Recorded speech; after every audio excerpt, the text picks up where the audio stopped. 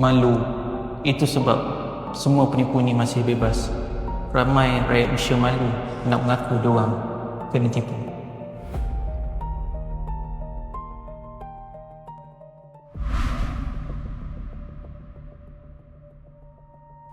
Dengar sini semua. Malu tu bukan milik tuan-tuan dan puan-puan. Malu tu milik orang yang menipu di luar sana.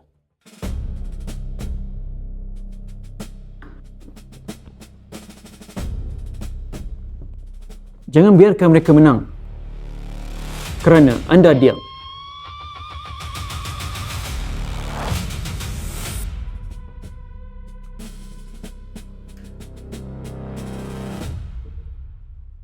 Kita tak lawan individu. Kita lawan satu empayar penipuan.